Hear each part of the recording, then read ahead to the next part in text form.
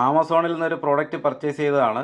സാധാരണഗതിയിലും വ്യത്യസ്തമായാണിത് നമുക്ക് റിസീവ് ആയത്. സാധാരണ ആമസോണിൻ്റെ ഡെലിവറി പാർട്ണർ നമുക്കത് ഡെലിവറി ചെയ്യുമെങ്കിൽ ഇത് വന്നത് പോസ്റ്റൽ വഴിയാണ്.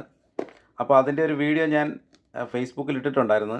വളരെ മോശമായിട്ടുള്ളൊരു പാക്കിങ്ങിൽ വളരെ വൃത്തികേടായിട്ടാണ് ഇത് നമ്മുടെ കയ്യിൽ കിട്ടിയത്.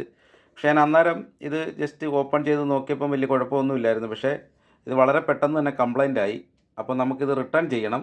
ഇത് റിട്ടേൺ ചെയ്യാനായിട്ട് ഭയങ്കര ബുദ്ധിമുട്ടാണ്. കാരണം എന്ന് പറഞ്ഞു കഴിഞ്ഞാൽ ഇത് പോസ്റ്റൽ വഴി വന്നതുകൊണ്ട് നമ്മൾ തിരിച്ചിത് പോസ്റ്റൽ വഴി തന്നെ അയക്കണം.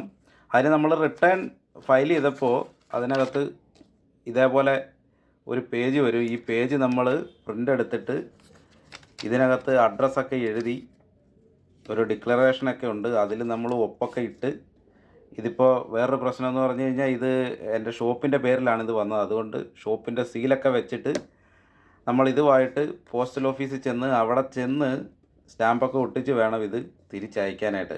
അപ്പോൾ ആമസോൺ ഇങ്ങനത്തെ പരിപാടി തുടങ്ങുകയാണെങ്കിൽ ഇത് വലിയ ബുദ്ധിമുട്ടായിട്ട് വരും. അതുപോലെ തന്നെ ഇത് റിട്ടേൺ ചെയ്യുന്നതിന് അവർ 100 രൂപ ചാർജും കൂടെ വാങ്ങിക്കുന്നുണ്ട്. അങ്ങനെയാണ് ഇതിൻ്റെ ഒരു പ്രോസസ്സ് ഇപ്പോൾ നടക്കുന്നത്. അപ്പോൾ ഞാൻ എന്താണല്ലോ ഈ പ്രോഡക്റ്റ് റിട്ടേൺ ചെയ്യുകയാണ്. ഇതിനേണ്ട 1800 രൂപ വിലയുള്ളൊരു പ്രോഡക്റ്റാണ്. അപ്പോൾ ഇത് നമുക്ക് പ്രത്യേകിച്ച് ഗുണമില്ല. ഇത് കംപ്ലൈൻ്റ് ആണ്. അപ്പോൾ ഇത് റിട്ടേൺ ചെയ്യണം. എന്നാലും 100 രൂപ പോയാലും ഇത് റിട്ടേൺ ചെയ്യുക എന്നുള്ളതാണ് ഇപ്പോൾ ഉദ്ദേശിക്കുന്നത്. അപ്പോൾ അതിനായിട്ട് ഞാൻ ഇതിൻ്റെ പ്രിൻ്റൊക്കെ എടുത്തിട്ടുണ്ട്. അപ്പോൾ ഇതൊക്കെ ഒട്ടിച്ചിട്ട് ഇപ്പോൾ ഇന്ന് സമയം പോയതുകൊണ്ട് ഇനിയിപ്പോൾ നാളെ കൊണ്ട് വേണം ഇത് റിട്ടേൺ ചെയ്യാനായിട്ട്.